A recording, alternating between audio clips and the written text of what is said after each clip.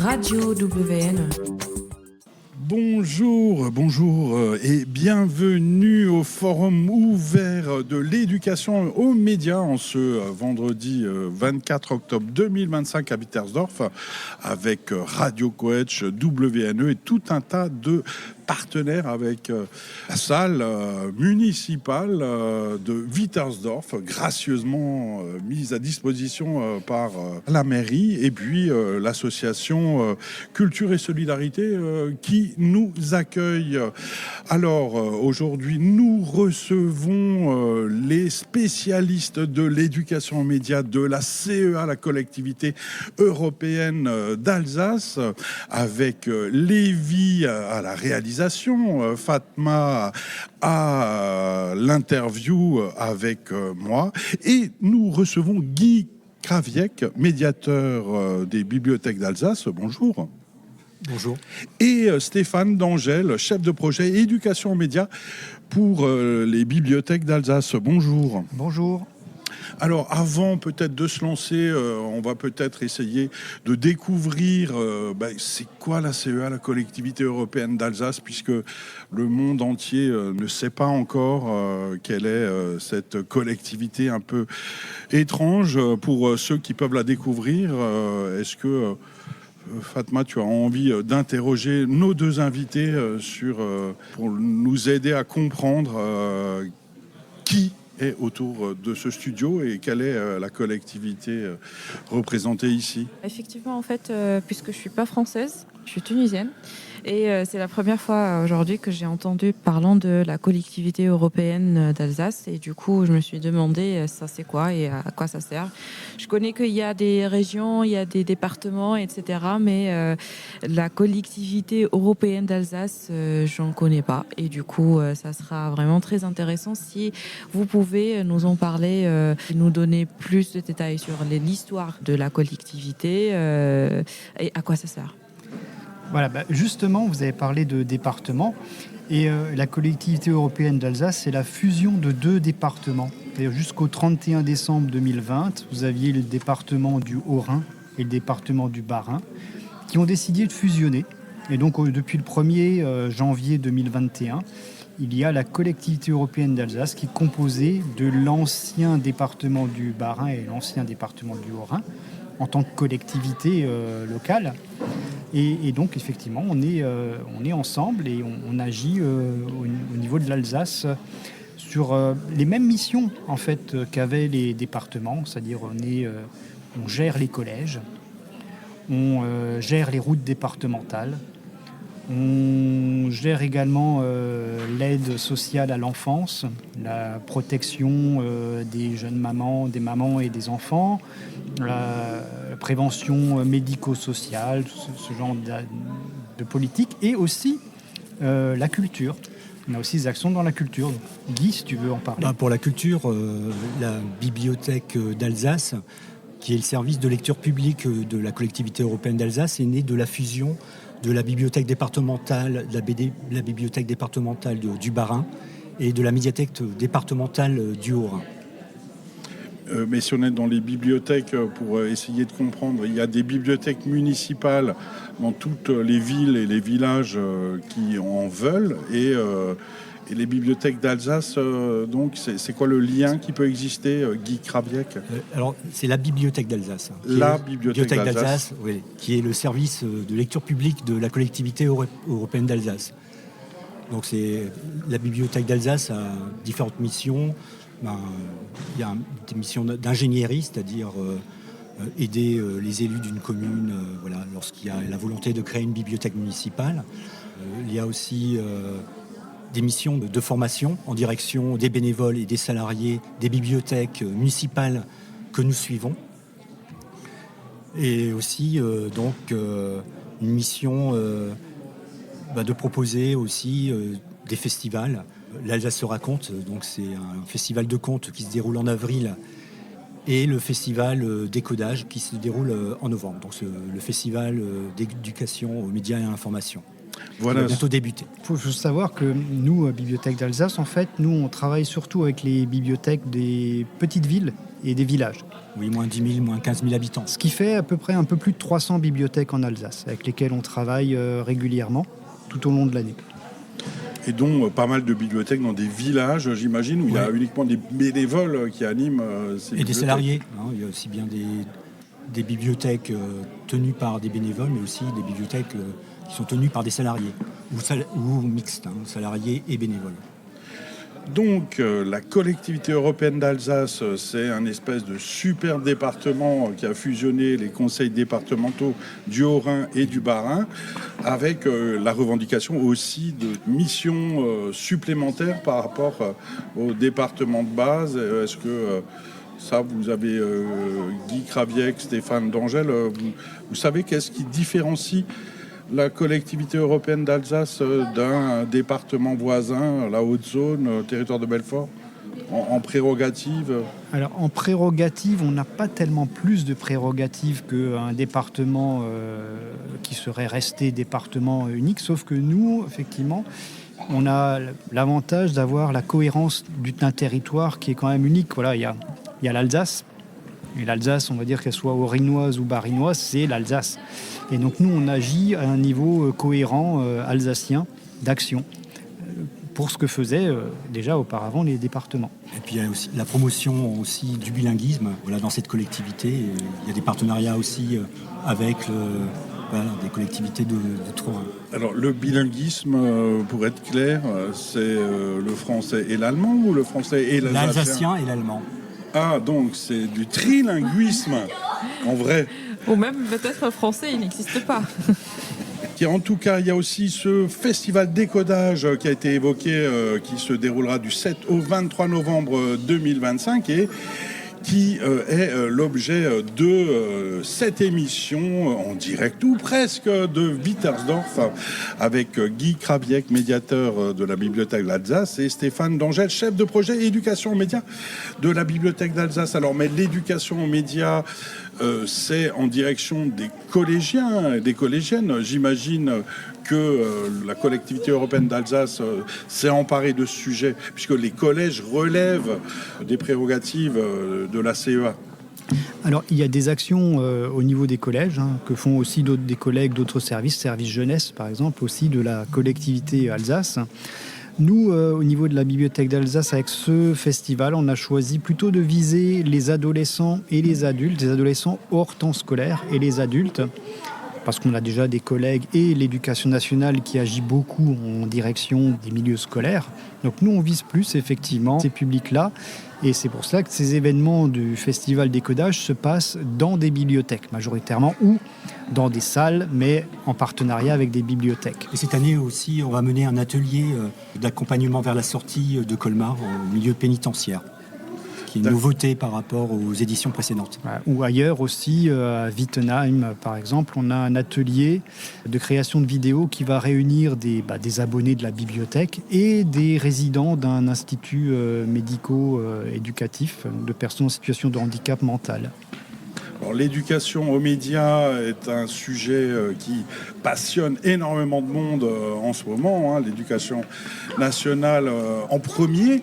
Mais est-ce que, est-ce que c'est une réalité? Est-ce que ça consiste en quoi, l'éducation aux médias, pour les acteurs que vous êtes institution, collectivité européenne d'Alsace? C'est quoi l'éducation aux médias pour vous? Alors, je vais commencer, après je laisserai aussi Guy continuer. Pour nous, l'objectif principal, c'est de développer l'esprit critique chez les gens. Et c'est une des missions que l'on a, effectivement, au niveau de la politique en matière des bibliothèques de la collectivité. C'est qu'on a cette mission de développer l'esprit critique. Le problème, c'est que dans esprit critique, beaucoup de gens ne retiennent que le mot critique. Donc beaucoup de gens critiquent très facilement. Mais en se basant sur pas grand-chose, nous, on veut aussi leur apporter l'esprit. C'est-à-dire, avant de pouvoir critiquer, il faut s'informer, il faut savoir sélectionner les bonnes sources d'informations, avoir les différentes versions d'un fait ou d'une actualité, pour pouvoir en parler de manière responsable et avoir vraiment un vrai esprit critique et pas juste une critique. Oui, il s'agit aussi de lutter contre les fake news, qui sont quand même très présentes sur certains médias et contre les rumeurs. Les actions qu'on va mener en fait, à travers la déclinaison de ce festival, à travers des conférences, des ateliers et des projections de films documentaires. Oui, l'idée c'est de donner aux gens aussi des outils pour pouvoir les détecter, pour pouvoir faire la part des choses et pas se dire je vois quelque chose donc c'est vrai.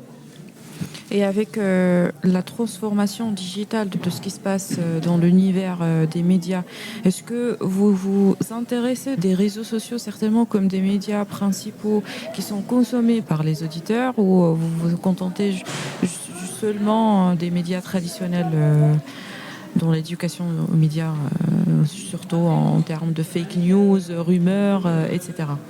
Non, justement, nous, on a bien repéré que là où cela se passe de plus en plus, c'est sur les réseaux sociaux ou sur des médias, comme on dit, alternatifs. Et c'est là où c'est le plus difficile parce qu'effectivement, la parole est très libre sur ces médias-là, soit réseaux sociaux ou autres, sans possibilité vraiment de contradiction. Ou alors, si vous contredisez quelqu'un, il vous bloque. Ou ils vous insultent, ou je sais pas quoi, ça va pas très loin. Donc nous, effectivement, on vise aussi cet aspect-là, parce qu'on sait très bien que l'information ne se passe plus uniquement sur les médias traditionnels, les journaux, etc. C'est pour ça que les événements qu'on organise, alors parfois il y a des journalistes qui interviennent, mais on a aussi des youtubeurs ou d'autres personnes qui agissent dans le domaine de l'information, ou des radios associatives qui interviennent et qui apportent un autre discours que les médias traditionnels qui parfois sont plutôt une voie politiquement orientée. Oui, il y a d'ailleurs aussi des lanceurs d'alerte qui seront aussi présents. Il y a cette thématique des lanceurs d'alerte, d'ailleurs, puisque la 4e édition de ce festival a pour thème « Oser être un acteur de l'information ». Donc il y a 2 événements au niveau des lanceurs d'alerte. Mais quand vous dites il faut savoir s'informer de manière responsable, c'est où ? Il y a des médias où on peut s'informer et d'autres pas ? Ou comment est-ce qu'on détermine ça ? Nous, l'objectif, c'est pas de dire aux gens il faut faire ceci ou il faut faire cela. Nous, on vous donne des outils pour voir là où vous vous informez, d'où est-ce que vient ce message. Après, à vous de décider, chaque citoyen décide, est-ce que cette information, en sachant d'où elle vient, qui l'a produit et dans quelles conditions et à qui appartient le média qui l'a produit, est-ce que je la considère comme étant une bonne information ou est-ce que je dois aussi la comparer avec d'autres qui proviennent d'ailleurs ? Nous, on fournit des outils, on ne dit pas aux gens vous devez faire ceci parce qu'on n'a pas la légitimité pour et personne ne l'a. Personne ne peut dire aux gens vous devez lire ceci. Par contre, ce que vous devez faire avant de parler, c'est de savoir quel est le message que vous relayez ou que vous prononcez. D'où est-ce qu'il vient ? D'où vient l'information ? Mais mon adolescent de fils, quand je lui demande mais où t'informes-tu, où as-tu appris cette chose-là, il me dit sur TikTok. Oui, effectivement. Oui, mais qui sur TikTok ? Qui est cette personne ? Quelles sont ses idées, ses intentions ? Nous, ce qu'on veut amener les gens à faire, c'est se questionner là-dessus. Voilà. Si j'écoute quelqu'un, mais qui est cette personne ? Est-ce que je sais vraiment qui c'est ? Mais ça, c'est de la théorie. Alors, c'est vrai que la source d'une information est quelque chose d'essentiel, mais les adolescents ne cherchent pas la source d'une info. L'info, elle leur arrive sur leur smartphone et ils y croient parce qu'ils ont envie d'y croire. Donc, comment on fait pour que cet état des choses change ? Est-ce que c'est seulement possible ?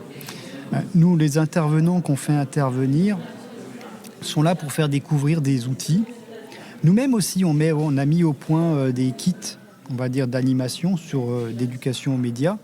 On a un kit qui porte sur ce qu'on appelle la cybermalice, c'est-à-dire toutes les tentatives justement d'influence sur les réseaux sociaux.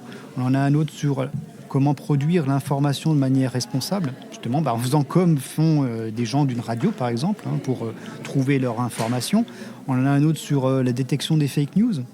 Et sur les biais cognitifs également. Voilà, exactement aussi. Et nous, c'est des animations ludiques pour dire aux gens, c'est pas un travail de faire ça. Ça peut être de manière ludique de faire en sorte de savoir faire la part des choses. Donc on essaye d'être plus, on va dire, ludique que dans éducation aux médias. On essaie d'oublier parfois le mot éducation qui peut faire très scolaire. et qui peut rebuter autant les jeunes que les moins jeunes. Et bien nous, on essaie effectivement de faire ça un peu plus ludique. Et c'est pour ça que les intervenants qu'on fait intervenir aussi, c'est pas pour des cours. Oui, et les conférences ne sont pas des conférences universitaires. Il y a vraiment une interaction importante avec le public qui aura lieu lors de ces différents événements, notamment sur le volet conférence. Fatma ? En fait, je voulais dire que même si on est vraiment éduqué en matière de médias, ça devient de jour en jour beaucoup plus difficile de faire la part des choses.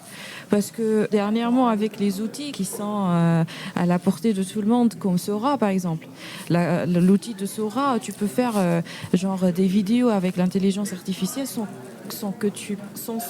voir le pourcentage minime que ça soit vraiment fait avec l'intelligence artificielle. Et du coup, les adolescents, et même les adultes, et même nous, les professionnels des médias, ça devient vraiment très difficile pour nous de détecter si c'est une vidéo faite avec Sora ou si c'est une vidéo réelle. Et donc, ça devient vraiment très difficile et très délicat dans ce cadre-là. Et je crois que ça rend le rôle des éducateurs aux médias plus difficile qu'auparavant. Et notamment l'année passée pour la 3e édition du Festival des Codages, qui avait pour thématique le pouvoir des images. On avait mené des ateliers avec la Nef des Sciences à Strasbourg, pour justement pour décrypter un petit peu ces fausses images qui sont présentes sur les réseaux sociaux. C'est un gros travail encore à mener, ça clairement. On pourrait le faire chaque année.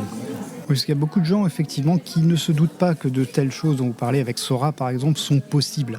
Et donc quand ils voient une vidéo comme ça, forcément ils disent elle peut être que vraie.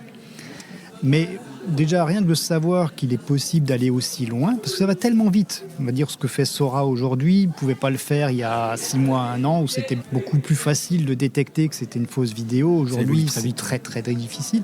Mais que les gens sachent qu'effectivement, ça évolue tellement vite qu'ils auront toujours un temps de retard. Et donc, il faut vraiment être attentif à confronter une vidéo, ne pas la croire sur parole, parce qu'elle paraît complètement vraie. Oui. Mais dans ce monde d'insultes dans lequel nous vivons, de dire quand on a un président de la République qui rêve d'emmerder ceux qui ne veulent pas se faire vacciner, et ne parlons pas d'outre-Atlantique, où le mensonge en politique est omniprésent, est-ce qu'on peut encore surnager dans ce monde fait de post-vérité? Est-ce que si même les adultes ont du mal à s'en sortir, à savoir ce qui est vrai, ce qui est faux, est-ce qu'on a la capacité encore de transmettre à nos enfants, à nos adolescents, la possibilité de savoir ce qui relève d'une fake news? Est-ce que quand on nous dit que la guerre en Ukraine, c'est les Ukrainiens qui ont commencé et qui sont les méchants nazis, par exemple, est-ce que c'est vrai? Comment s'en sortir? Est-ce qu'on peut encore s'en sortir? Pour moi, il y a, et ce que vous faites, vous, chez WNE et les autres radios, Radio Quetch et d'autres, des médias indépendants, justement, je pense qu'il y a une partie de la réponse, peut-être aussi dans tout ce que font les médias indépendants. Et je sais que vous faites pas mal de choses aussi dans le domaine de l'éducation média, des ateliers et tout ça. Ça, c'est quelque chose qui est une bouée qui peut avoir un rôle important, même si effectivement on se dit on est radio associative, on n'a pas les moyens de médias détenus par des milliardaires, certes, mais vous avez la légitimité et la crédibilité locale pour faire des choses.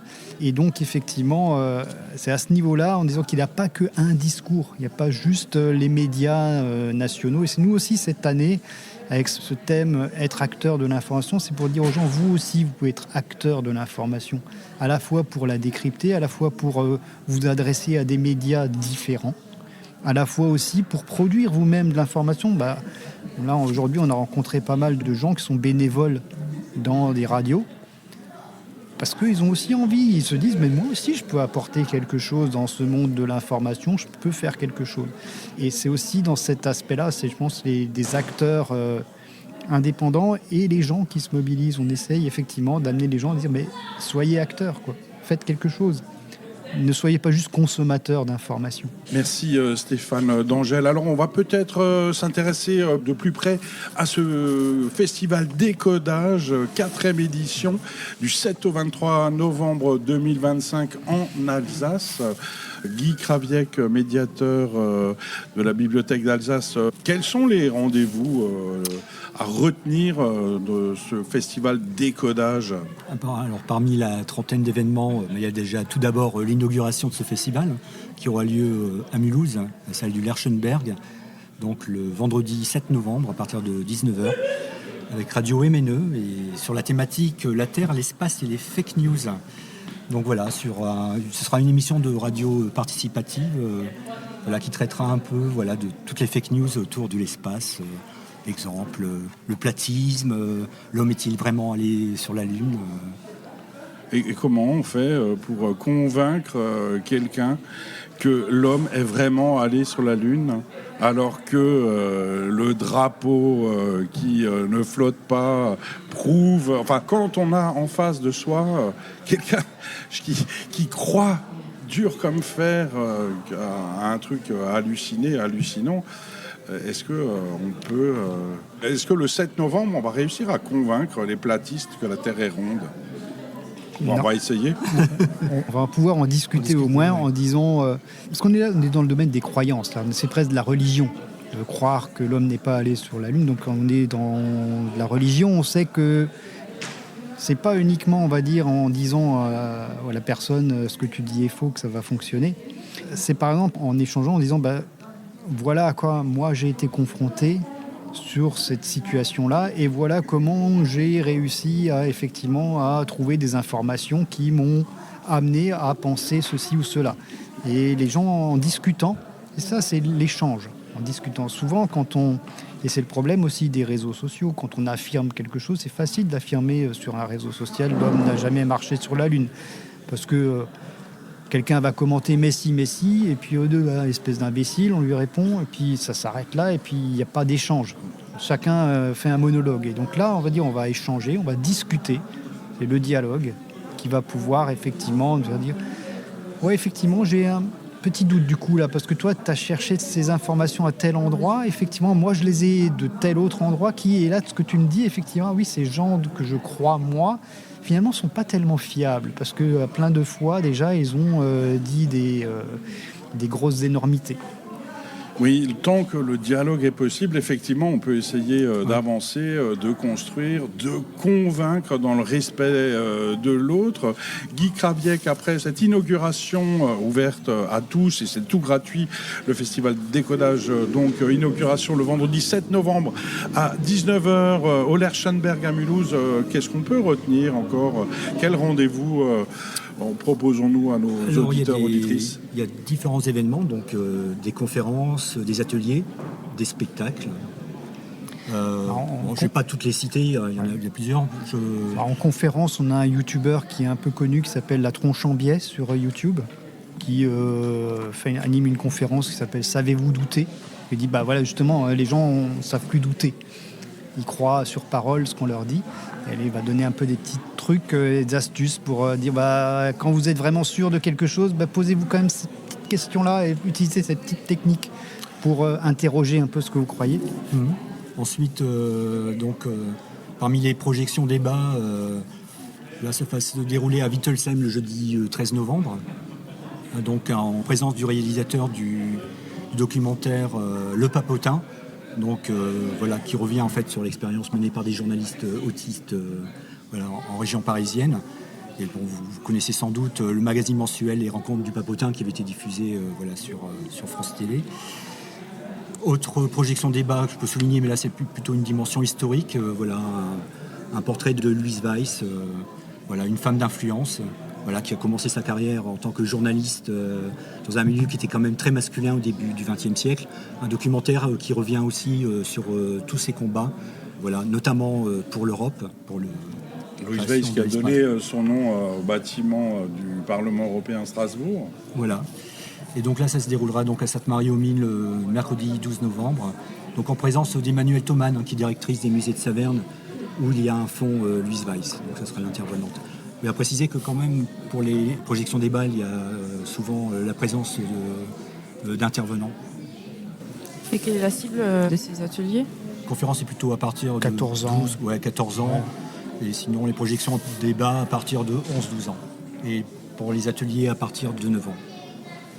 On pourrait citer aussi un atelier autour de la bulle de réel, voilà, à partir d'une exposition que nous avons à la bibliothèque d'Alsace qui s'intitule Bulle de réel, donc sur des journalistes de guerre. Voilà. Et à partir de cette exposition, voilà, on va mener un atelier avec l'application BDNF, voilà, pour créer des pages de bande dessinée sur les fake news et sur des événements scientifiques. Alors, on aura aussi une lanceuse d'alerte. La personne qui a été lanceuse d'alerte sur l'aspartame, elle va raconter aussi tout ce qu'elle a dû affronter, parce que quand vous n'êtes pas labellisé comme étant autorisé à parler de certaines choses, on essaye de vous faire taire par tous les moyens. Et puis voilà, elle va échanger aussi sur ce thème-là. Puis aussi, on a des escape games en bibliothèque, voilà, autour des fake news. Voilà. On invite en fait le public à mener une enquête pour débunker les fake news. Oui, jouer, c'est sans doute une bonne façon d'intéresser les jeunes à l'information. Guy Craviec et Stéphane D'Angèle, peut-être un dernier conseil aux parents qui ont du mal à accompagner leurs enfants, leurs adolescents sur l'information. Qu'est-ce qu'on peut dire pour aider les encadrants qui sont autour des jeunes qui peuvent être perdus parfois face à cet océan d'informations où se mêlent le vrai et le faux? Qu'est-ce qu'on peut leur dire? C'est d'avoir des sources d'informations les plus diverses. Et surtout ne pas vouloir les orienter vers des sources que nous, on valide, mais en leur disant explorer le maximum de sources. TikTok, pourquoi pas, mais en faisant le tri de qui est la personne, cherchez à voir qui est la personne que vous écoutez, qu'est-ce qu'elle cherche exactement en publiant ses contenus. YouTube, pourquoi pas, il n'y a pas, on va dire, de médias officiels à croire, il y a plutôt à regarder, à s'intéresser à plein de choses. Ouverture d'esprit, les amener, on va dire, c'est les jeunes à ouvrir l'esprit, à une ouverture d'esprit vers plein de sources différentes. Après, évidemment aussi, pourquoi pas lire des sources, on va dire, qui sont trompeuses pour voir au moins comment ces gens-là arrivent à se rendre crédibles. Pour après, effectivement, se dire, oui, je sais comment ces gens font. Maintenant, je suis plus capable de détecter justement les tentatives de tromperie. Et c'est là le rôle de l'éducation aux médias, je trouve. C'est pour aider ces adultes et même les enfants à comprendre l'information et à faire la part des choses. Est-ce que vous avez déjà une plateforme là où on peut trouver des outils qui seront à disposition des parents et des adultes? Est-ce que vous faites déjà les mises à jour, peut-être si vous avez déjà une plateforme, des mises à jour par rapport à des évolutions qui se passent autour du numérique? Alors nous, on a notre site internet qui s'appelle bibliothèque.alsace.eu sur lequel on recense tous les outils qu'on met à disposition. Et ce qui veut dire tout. Oui, ils sont gratuits. Nous, on prête ces outils aux bibliothèques, les quelques 300 et plus bibliothèques d'Alsace. Et donc, il suffit d'aller à votre bibliothèque, dire tiens, j'ai entendu dire que la bibliothèque d'Alsace peut fournir telle animation. Moi, j'aimerais bien que vous organisiez une animation sur ce thème-là avec ces outils. Et puis du coup, effectivement... c'est mis en avant à chaque fois qu'il y a l'acquisition de nouveaux outils d'animation. Ce sont des outils qui sont mis en valeur sur le site de la bibliothèque d'Alsace, sur le site. Mais le public, les abonnés des bibliothèques peuvent aussi demander à leur bibliothèque tiens, j'aimerais bien que vous organisiez une animation sur ce thème-là d'éducation aux médias. D'ailleurs, il y a aussi des formations qui traitent l'éducation aux médias, l'information qui sont délivrées sur les sites de Colmar et de Truchtersheim. Oui, nous n'irons pas à Truchtersheim, c'est promis, mais nous irons au festival Décodage, 4e édition, du 7 au 23 novembre 2025, dans toute l'Alsace. Fake news, information, esprit critique, c'est tout gratuit, ça démarre le 7 novembre à Mulhouse, au Lerchenberg. Merci beaucoup Guy Craviec, médiateur à la Bibliothèque d'Alsace. Merci Stéphane D'Angèle, chef de projet éducation média à la Bibliothèque d'Alsace. Et merci Fatma et Lévi. Et un grand chapeau, un grand merci à Radio Quetch qui organise ce festival ouvert de l'éducation aux médias en ce 24 octobre 2025 à Wittersdorf. Merci à toi, Jean-Luc. Merci à vous. Merci. Et venez nombreux au festival. Ouais. Nombreuses aussi. Alsace.eu ou bibliothèque.alsace.eu pour tout savoir sur la 4e édition du festival Décodage du 7 au 23 novembre 2025 en Alsace. Au revoir. Radio WN.